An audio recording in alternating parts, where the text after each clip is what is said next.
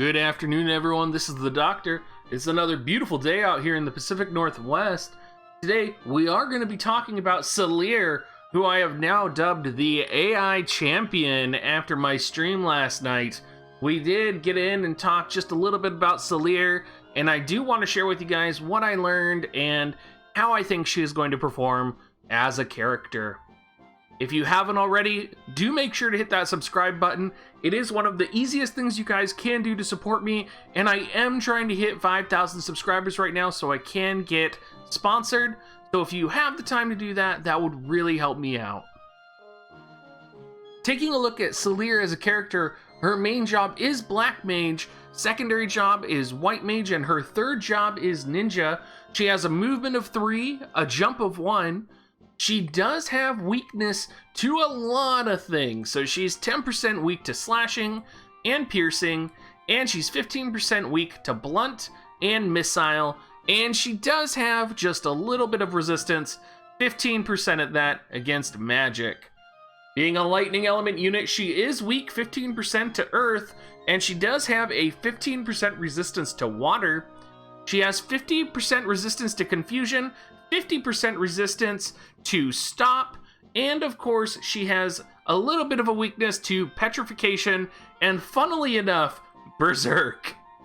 Her TMR is going to be called the magic string, and it is an accessory, and I think this might actually be one of the most powerful TMRs for magic characters. It has HP 172, Spirit 8, but it comes with it a Man-Eater application for magic attacks. And that Man-Eater is 20%, so that is a substantial damage modifier to any magical attacks. And I'm almost curious if it would apply to attacks that maybe other units have, or attacks that not only have magical modifiers but physical modifiers. Something to think about there. Her main stats, she has HP 1504, TP 127, AP 140, Luck 146. Her attack is a measly 64.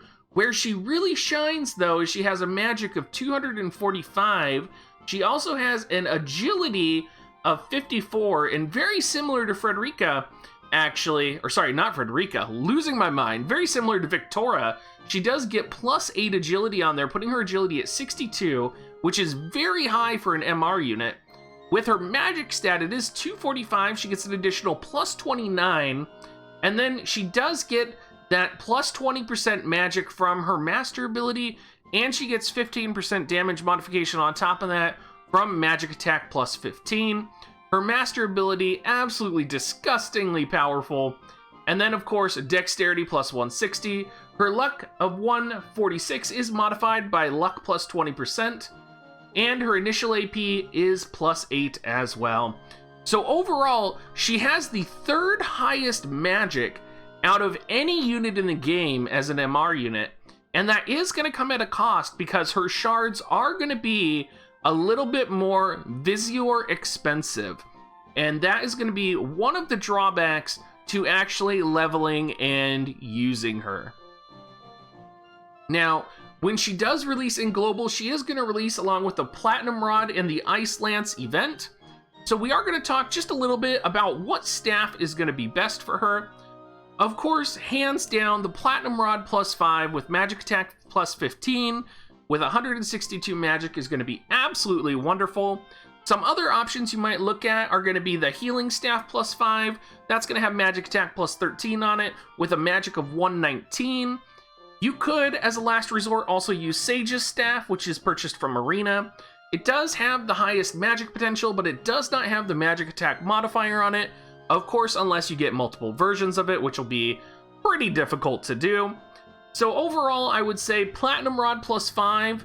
If you can't do that, it's always fine to do a Healing Staff or a Sage's Staff.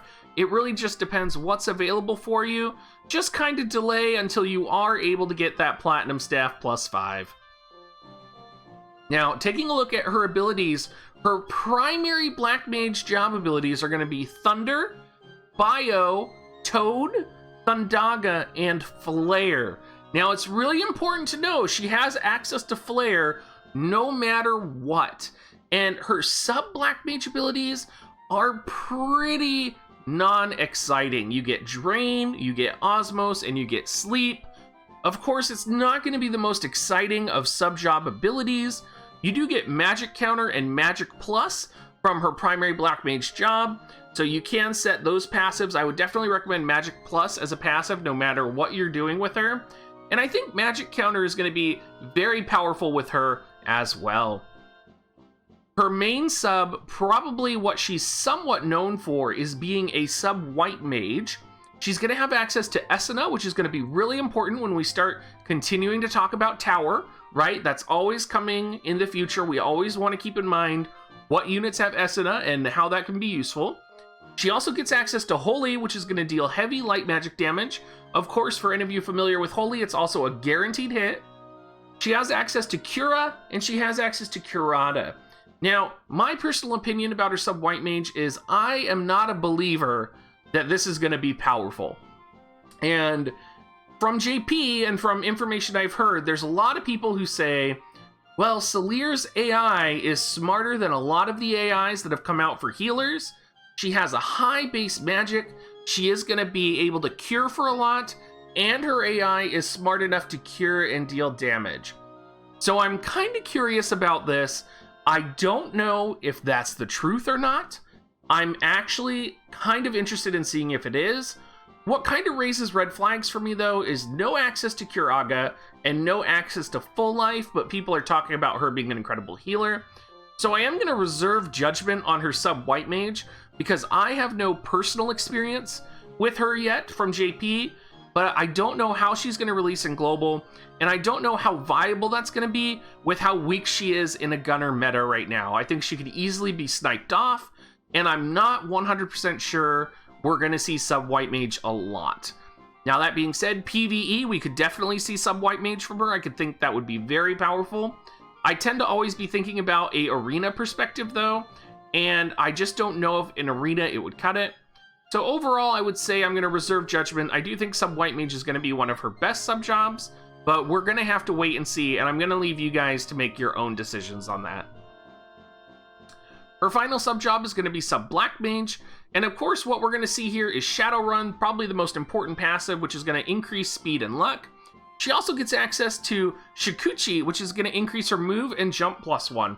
So one of the big callouts that we were talking about on stream last night was that she does have high mobility, and that high mobility is going to give her an advantage in terms of moving and curing people as well as damaging. So personally, I would probably set Shadowrun on her, but I know a lot of people really want to set Shikichi as her passive. So again, I'm going to kind of leave that for you. One other thing you can notice from Sub Ninja is she does get access to Kasatsu, which is going to be Shadow of Fate in Global, for 100% critical hit flares and 100% accuracy. It also gives her access to Hide, and overall I would say probably I would take her Sub Ninja over Sub Black Mage, but again, I'm not sure what it's going to look like. We could potentially see Sub White Mage for her. She's really going to be a unit that we're going to have to play around with in Global and experiment with, and I think probably we're going to see her more as a damage dealer than as a supportive character. Now, of course, what cards am I going to recommend for her? Well, of course, I'm going to recommend the Happy New Year card, which will be Magic plus 20%, Aquatic Killer plus 20, Magic plus 20 on her. Of course, I'm going to recommend Odin for the Man-Eater plus 10 and resistance to single attacks 20. Trousseau, of course, probably the primary card I would recommend here in the center. Magic attack plus 35. If you're going to be running magic users, this is the card you're going to want to be running. And then, of course, we're going to be getting a new Horn card in the near future, which is going to be Magic Attack plus 10, Slash Attack Resistance plus 20. Very powerful attack and defensive card, and this should be coming out in the next month or two. And then, of course, actually, Frederica's Dream, I would actually think could be a very powerful card with Thunder Attack plus 10 in addition to Shooting Attack plus 35. I could see her being paired with ranged attack units and benefiting from that Thunder Attack plus 10 for modified on her attacks. So again, she could be pretty versatile. I could see her fitting into multiple comps, and I think really how great she's going to be is going to be dependent on how you utilize her and how you build her. Now, in terms of Espers, because she is in that versatile position, she of course has a lot of different Espers to choose from.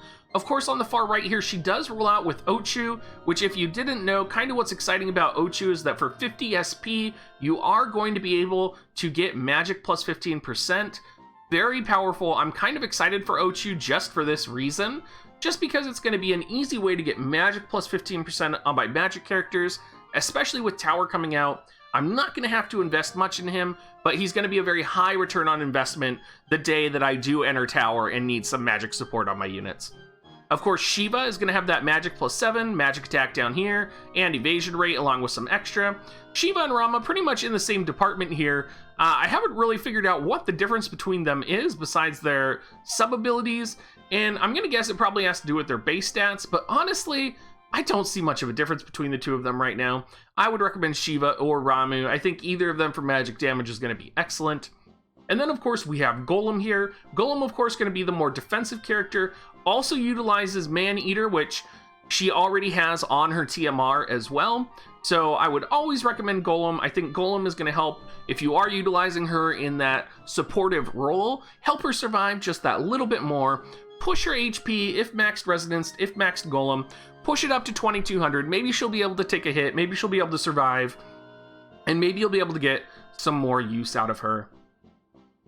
Thank you so much for watching, you guys. If you are planning on pulling on the upcoming Victoria and Salire banner, make sure you use my Amazon coin affiliate link down in the comments section. It does save you 20% on Visior, and 10% of what you buy does go to me. It is one of the easiest ways to support me without actually directly giving me money. If you can't do that, feel free to hop in our Discord. Come say hi. Come check out my stream. I stream every night besides Mondays and Thursdays.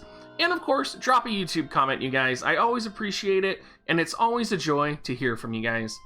Thank you so much, and have a great rest of your day.